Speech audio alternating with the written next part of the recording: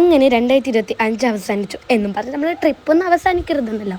അങ്ങനെ ഞങ്ങൾ നേരെ വിട്ടു മൈസൂരിലേക്ക്. രാത്രി 3:52 ഞങ്ങളെ വീട്ടിൽ നിന്ന് വിട്ടത്. ഈ ഒരു ടൈം ഇവിടുന്ന് വിട്ടിട്ട് രാത്രി ഒരു 11:30 വീട്ടിലേക്ക് എത്താനാണ് ഞങ്ങളുടെ പ്ലാൻ. അങ്ങനെ ഈ ഒരു കർണാടക ഈ ഒരു കേരള അതിർത്തികളിലുള്ള ഒരു പെട്രോൾ പമ്പിൽ ഞങ്ങൾ നിന്നു. അങ്ങനെ കുറച്ച് കഴിഞ്ഞപ്പോഴത്തേക്കും ഞങ്ങൾ സുബഹി നിസ്കരിച്ചു. അങ്ങനെ അവിടുത്തെ ഒരു കാട്ടിൽ നിന്ന് നമ്മൾ കുറച്ച് മാന കണ്ടിട്ടുണ്ടായിരുന്നു. അത് നമ്മൾ ക്ലിപ്പ് എടുക്കാൻ മറന്നു. എനിക്ക് പോകുന്ന വഴിയൊക്കെ ഭയങ്കരമായിട്ട് ഇഷ്ടപ്പെട്ടിട്ടുണ്ടായിരുന്നു. കാരണം ഒരു പച്ചപ്പ് വൈബൊക്കെ ചില സ്ഥലത്ത് നിന്ന് കിട്ടുന്നുണ്ട്. അങ്ങനെ കുറച്ച് നടക്കുമ്പോഴത്തേക്കും നമ്മളൊരു പുഴയോ തോടോ അങ്ങനെ എന്തോ കണ്ടിട്ടുണ്ടായിരുന്നു. അവിടെ നമ്മൾ വെള്ളം ക്ലിയർ ഇല്ലാത്തതുകൊണ്ട് നമ്മൾ കാലൊന്നും ഇട്ടിട്ടുണ്ട്. പക്ഷെ അപ്പുറം ഭാഗമെല്ലാം കാണാൻ നല്ല രസം ഉണ്ടായിരുന്നു. അങ്ങനെ 8:30 ഞങ്ങൾ ഫുഡും കഴിച്ച് നേരെ താറിന്റെ സെൻട്രൂഫ് തുറന്നു. രാത്രിന്റെ തുറക്കല് നല്ല തണുപ്പുണ്ടാവുന്നിട്ടാണ് നമ്മൾ ഫുഡ് കഴിച്ചിട്ട് തുറക്കാൻ എഴുതി. അങ്ങനെ ഫുഡ് കഴിക്കാൻ കാത്തിരിക്കായിരുന്നു എൻ്റെ അനിയൻ.